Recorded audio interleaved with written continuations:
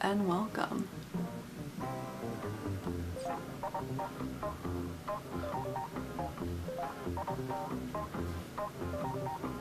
Don't you just hate uncomfortable silence? Why do we feel it's necessary to yak about bullshit in order to be comfortable? I don't know. That's a good question. Today we're going to be talking about Pulp Fiction. And yes, Pulp Fiction is not under Disney, but it was under Miramax. And during the time period, Miramax was owned by Disney Studios. And I thought it'd be interesting to not only look at some movies that were under Miramax, we've been looking at a couple already this year, but ones that were really highly played through Disney and on Disney Channel. But I thought it'd be really cool to take a look at some more edgier films because they were owned under Disney, but they weren't a Disney film. And now it's worked out perfect timing because with the fact that Disney is buying out 20th Century Fox, there are now rumors going on saying that they're going to change elements of 20th Century Fox and making it so they're not going to do anything edgier or anything that won't be a part of their family-friendly persona that Disney has. And because of the fact that they owned Miramax back in the 90s and early 2000s, we have a lot of movies that were made by Miramax, such as this one that is completely balls to the walls, edgy, adult oriented films that have fantastic stories, and it's a shame if they want to take it away. It's a rumor right now, but I feel like it's perfect discussion, and we also don't have that many really awesome action films that were made under Disney, so this gives me another reason to talk about it. So it counts. It is under Disney Studios, and therefore it is a Disney film. So let's discuss Pulp Fiction.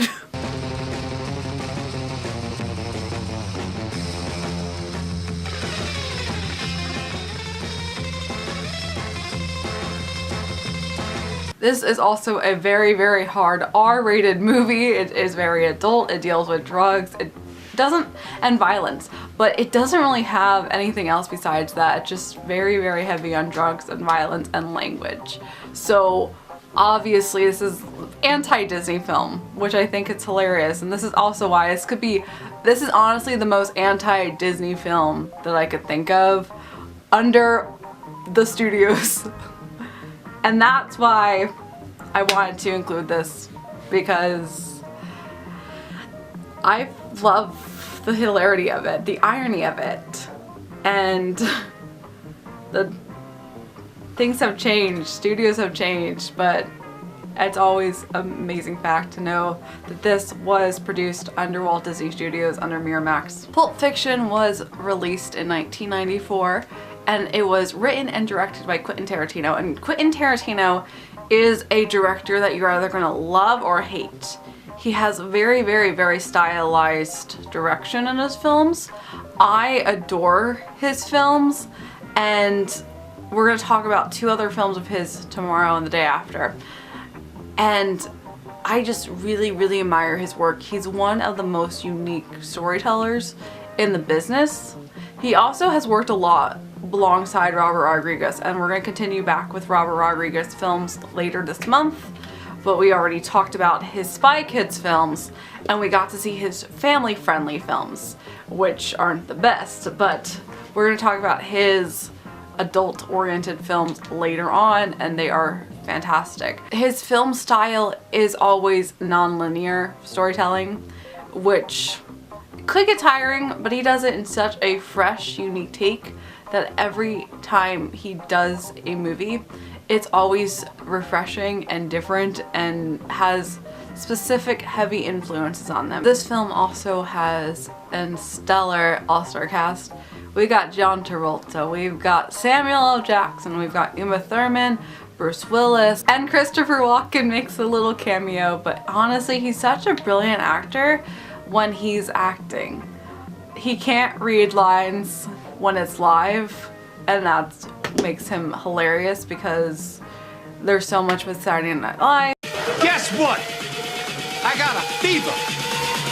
And the only prescription is more cow. And even, honestly, he wasn't the best in Jungle Book, but I love Christopher Walken so much, and it's nice to see him here, and he does a fantastic job with the little part that he has. It's really, really, really realistic.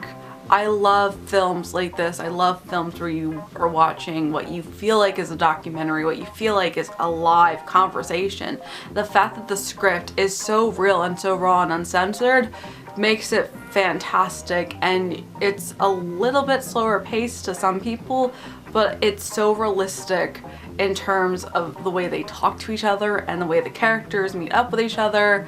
It's really cool, and this film is honestly one of the greatest films ever. All the characters do end up interacting within each other in different scenarios and settings, but it's really cool. They all center back to Jules and Vincent, who are Samuel Jackson and John Travolta's character, and John Travolta's character is one of the best characters they've ever played. This is a film that one of the greatest internet memes that John Travolta was featured in came from.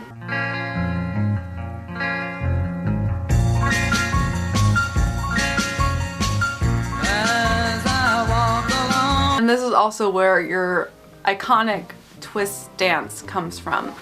And I love the restaurant, by the way. I want to go to this restaurant. This is fantastic. The 50s elements that they put into here is amazing. Now the moment you've all been waiting for. So world famous Jackrabbit Slim's Twist Contest. Now this is where one lucky couple will win this handsome trophy that Marilyn here is holding. This film has been referenced in so many films and television shows in the 20-some years that it has been around. But the really cool thing that I love to talk about too is Community also did an entire episode on this movie, and I saw the episode before I saw the movie. So going back now and connecting that, I now understand all the characters, and it just makes it so much cooler, and I feel like I'm nerding out more about it. They did a really great job with it, and that is a much more appropriate version to check out if you are interested of Community's episode. It's nice that you've learned to dial back your love of TV, but I'd really like you to come have a milkshake with me. But before you do, I'd like you to remember how much you enjoy Pulp Fiction. Now, that's as far as I can go without defeating the purpose, really. So this is the season and episode number that it is in Community. If you want to check that out, I would say go for it, because compared to this film is literally all mature, and it does have a lot of language and violence, and you have to be a certain type of person to really appreciate it, because a lot of people would get offended by it. I like uncensored, edgy, unfiltered quality, and I really appreciate when the story tells itself and there's no censoring over anything. It's a really fun action film and has the most amazing characters that have so much depth and flaws, and the little time you get to know them, you get to see such amazing personalities, and that's what I love. I feel like he is an honestly amazing filmmaker. And tomorrow we're gonna take a look at 2 more of his films.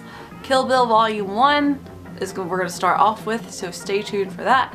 And as always, I hope you have a magical day, and I will see you real soon.